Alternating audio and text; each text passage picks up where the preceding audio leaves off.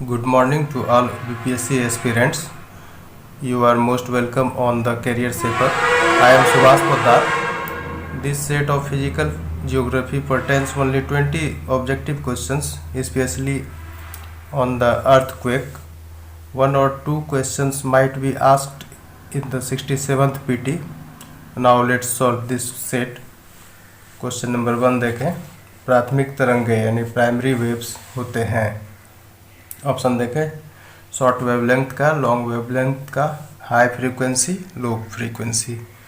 तो इसका नेचर कैसा होता है जब ये वेव पढ़ेंगे सिस्मोग्राफ चैप्टर में, तो ये सब पता चलेगा कि प्राइमरी, सेकेंडरी और लॉन्ग वेव होते हैं। तो उसी में से एक प्रश्न है प्राथमिक तरंगे पर। तो देखिए इसमें ए और सी सही है, शॉर्ट वेवलेंथ और हाई फ्रीक्वेंसी का। तो आपका आंसर इसमें ई चला गया, ए और सी सही है।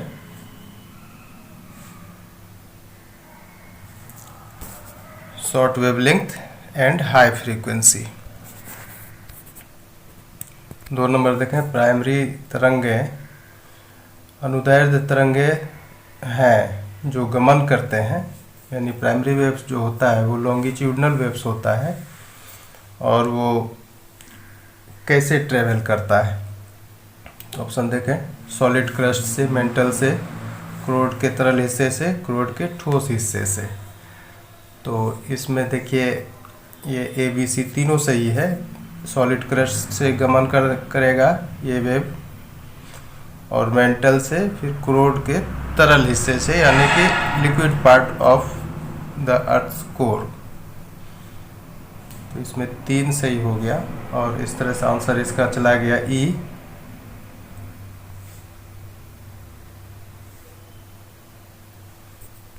तीन नंबर देखें, प्राइमरी माध्यमिक तरंगे होते हैं यानी सेकेंडरी वेव्स। इसका नेचर क्या है? इसका भी नेचर प्राइमरी वेव्स की ही तरह है, short wavelength and high frequency. इसमें भी ए सी सही है, ए और सी सही है। इसमें आंसर इसका ई हुआ। 4 नंबर देखें, सेकेंडरी वेव्स अनुप्रस्थ तरंगे हैं जो गमन करते हैं। यानी सेकेंडरी वेव्स क्या होता है? ट्रांसवर्स वेव्स होता है, और वो ट्रेवल किधर से करता है? तो देखिए इसमें ए और डी इसमें सही है। पृथ्वी के सभी ठोस हिस्सों से ये गमन करेगा और क्रोड के तरल हिस्से से गमन नहीं करेगा।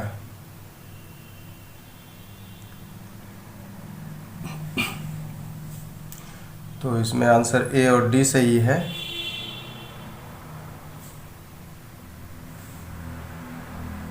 ए और डी।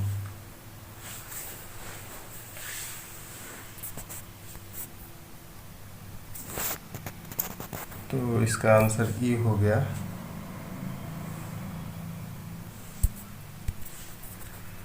5 नंबर देखें, लंबी तरंगे यानी लॉन्ग वेव्स के संदर्भ में कथन असत्य है।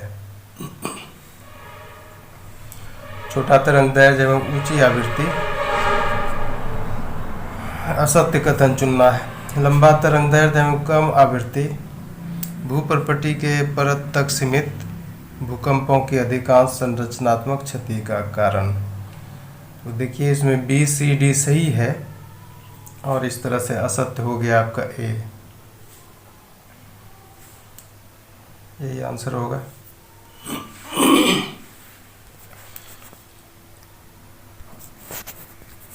ये सब फैक्ट आप याद भी रख सकते हैं। 6 नंबर देखें, भूकंप से संबंधित कथन सत्य है।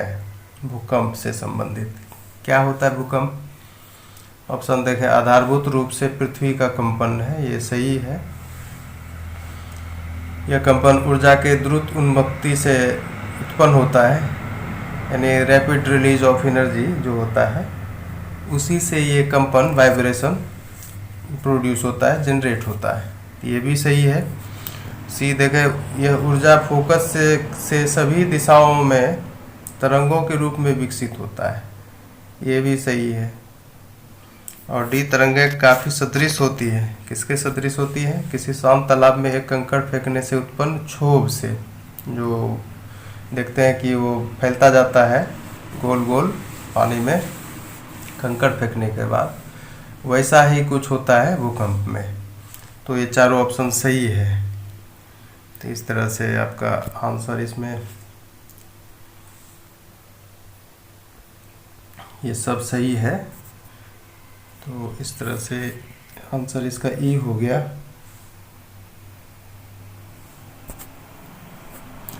देखिए फोकस किसको बोलते हैं? फोकस ये स्रोत होता है जहाँ से एनर्जी का रैपिड रिलीज होता है, उसी को फोकस बोलते हैं।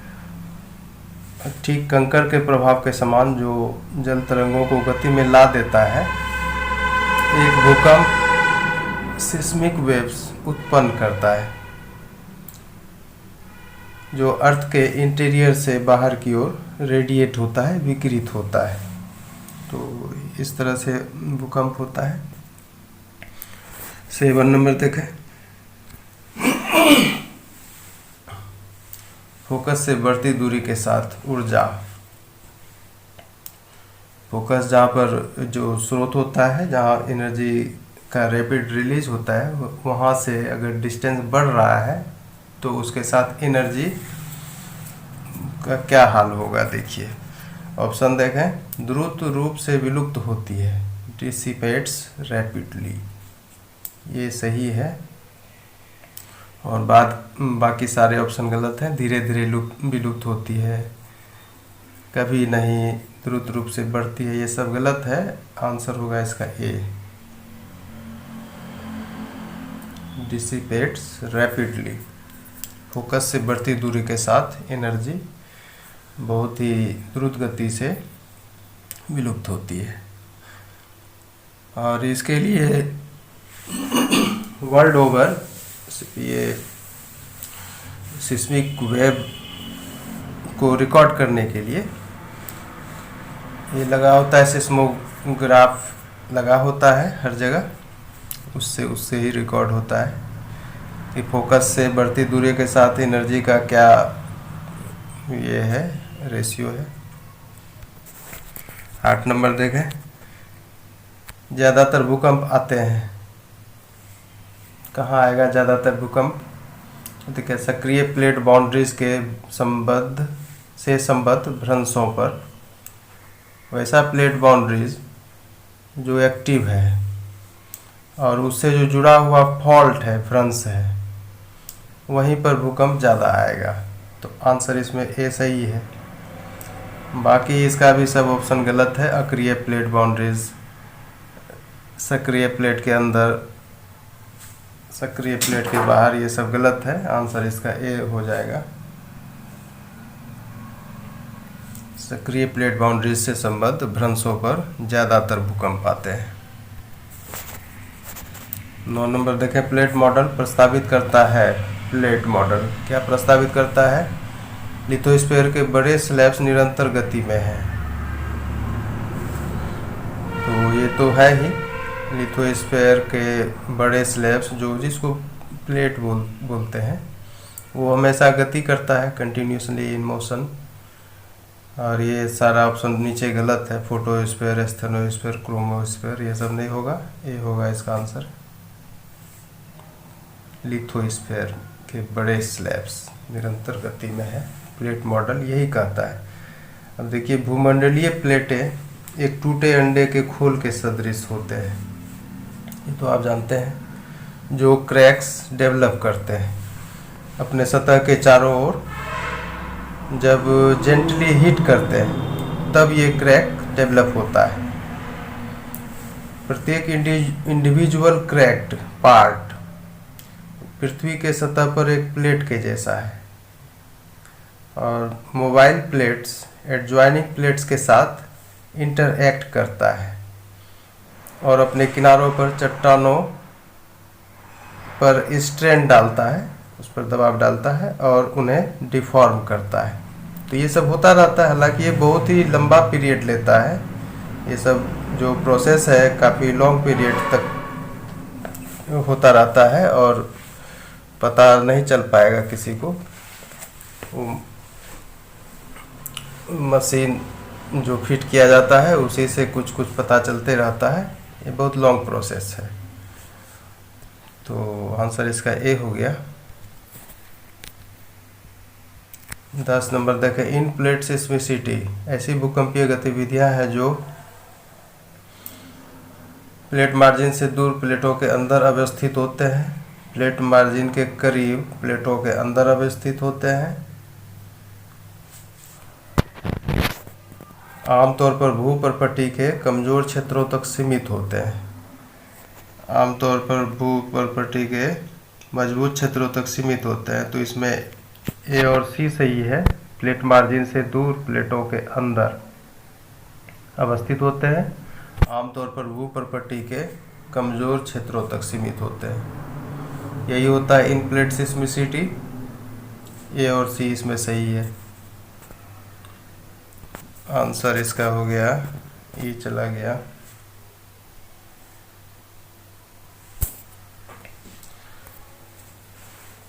यद्यपि इनके एग्जैक्ट काउज अभी तक पृथ्वी वैज्ञानिकों के समझ से परे हैं। ये होता कैसे है, इन प्लेट सिस्मिसिटी का प्रोसीडिंग जो है, प्रक्रिया जो है, वो अभी वैज्ञानिक नहीं समझ पाए अच्छी तरह से। और देखें ये कमज़ोर क्षेत्र जो है भूपर्पटी पर फॉल्ट्स या फ्रैक्चर्स से रिप्रेजेंट किए जाते हैं और सामान्यतः प्लेट मार्जिन के नज़दीक पाए जाने वाले फॉल्ट्स और फ्रैक्चर्स से लेस इंटेंस होते हैं। Less intense.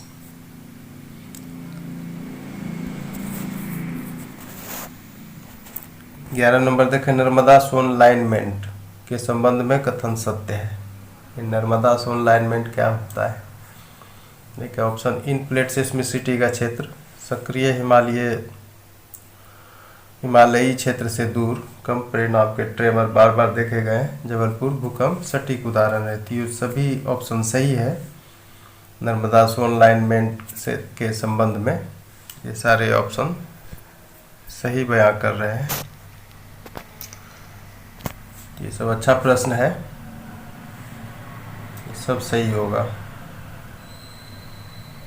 आंसर इसका ये हुआ।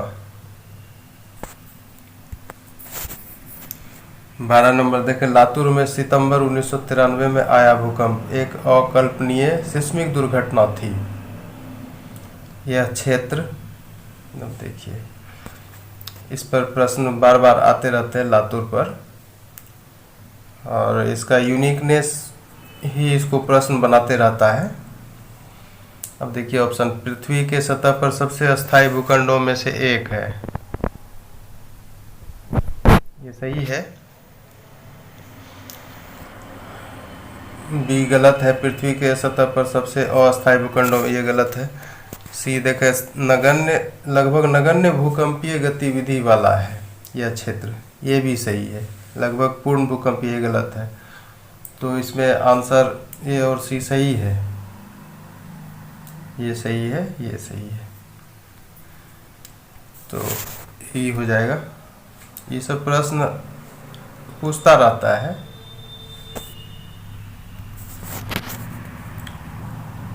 और देखिए ये जो घटना है कुल मिलाकर नई चुनौतियों को पेश किया है लातूर का भूकंप, और भूकंप गति विज्ञान में नई लाइन ऑफ स्टडी का आह्वान किया है।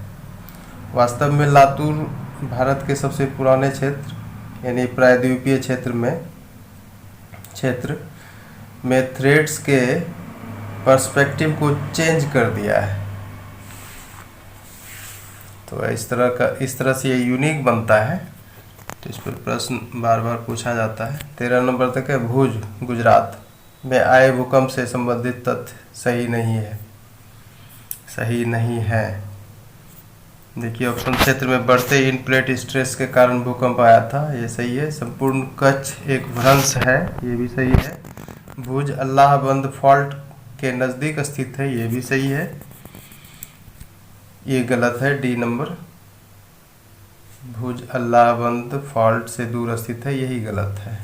तो आंसर इसका यही हो गया, डी।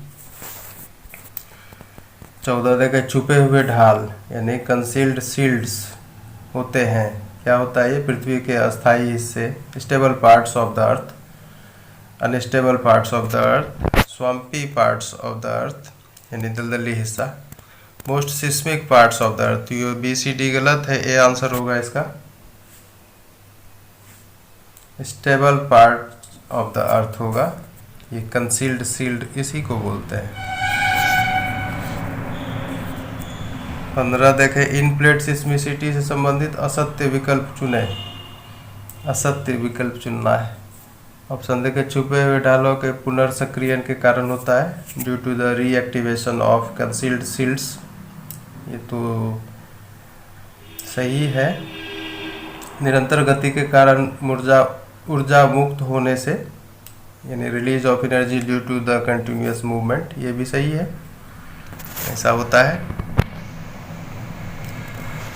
भ्रंशों की उपस्थिति से प्लेटों का पुनर्निर्माण के कारण यानी realignment of plates facilitated by the presence of faults, ये भी सही है, ऐसा होता है इन प्लेट सिस्मिसिटी में। डी देखें भ्रंशों की अनुपस्थिति से प्लेटों का पुनर्निर्माण के कारण, यही गलत है। भ्रंशों की उपस्थिति न फैसिलिटेट कराता है प्लेटों का रीअलाइनमेंट, तो आपका आंसर ये हो गया डी नंबर, यही गलत है। 16 देखें एक संभावित भूकंप के पूर्व खुलासा करने वाले परिवर्तन होते हैं, यानी एक टेल चेंजेस अकर होता है एक संभावित भूकंप के पहले। देखिए क्या होता है, आयनमंडल में गैसों के मुक्त होने के रूप में, ये सही है।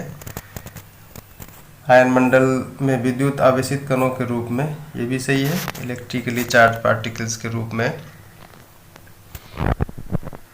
सी देखें पृथ्वी के चुंबकीय क्षेत्र में छोटे विचलनों के रूप में, ये भी सही है। और बड़े विचलन ये गलत है, डी गलत है इसमें। तो ए बी सी सही हुआ, आंसर इसका चला जाएगा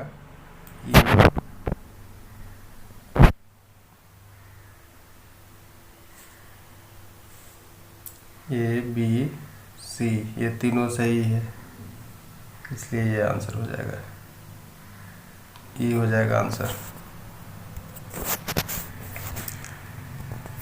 17 नंबर देखें अतिरिक्त ज्ञानेंद्रिय समझ, एक्स्ट्रा सेंसरी परसेप्शन। तो ये क्या होता है? ऑप्शन देखें समझ का एक रूप जो मानवों में नहीं होता, ये सही है। कई जंतु प्रजातियों में यह पाया जाता है, ये भी सही बात है। पृथ्वी तल पर संचारित कंपनों को अनुभव करने और समझने की शक्ति, इसी को ईएसपी कहा जाता है, ये भी सही है। हैचिंग घटना में चूहों, सांपों, पक्षियों, गायों और घोड़ों के विचित्र व्यवहार, ये भी सही है, ऐसा हुआ था।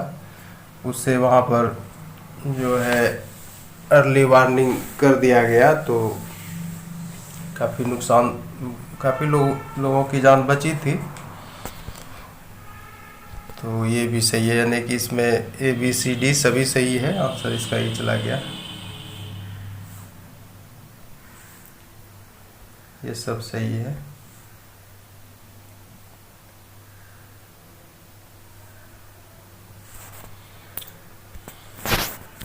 आंसर हो गया इसका ई। ये अच्छा प्रश्न है, ये सब पूछ देगा तो फिर अच्छा रहेगा ये सब। 18 देखें रूपांतरित मर्केली पैमाना पर भूकंपों का या की रिकॉर्ड किया जाता है। क्या रिकॉर्ड होता है मर्केली पैमाना पर? सभी जानते हैं, ये बहुत ही अच्छा प्रश्न है, पूछता रहता है बार बार। तो तीव्रता होगा इसका आंसर, इंटेंसिटी। 19 नंबर देखें रूपांतरित मर्केली पैमाना पर भारत को कितने भूकंपीय क्षेत्रों में बांटा गया, सिस्मिक जोन्स? तो ये भी वेल नोन है, 5 होगा इसका आंसर।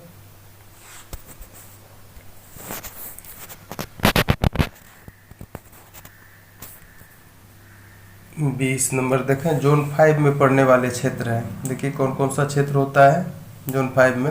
उत्तराखंड का एक अच्छा हिस्सा, a good part of Uttarakhand, Jammu के कुछ हिस्से, सर्टेन पार्ट्स ऑफ जम्मू, संपूर्ण उत्तर पूर्व, the entire north east, run, Kutch का रन यानी द रन ऑफ कच्छ। तो ये सारा क्षेत्र इसमें शामिल है जोन 5 में, और इस तरह से इसका आंसर ई हो गया।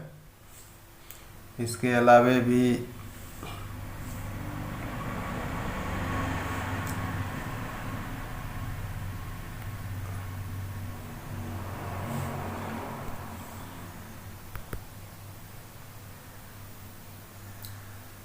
तो ये इसके अलावे भी पड़ता है ये अंडमान।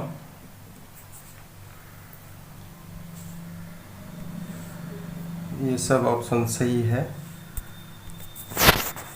आंसर हो गया ई।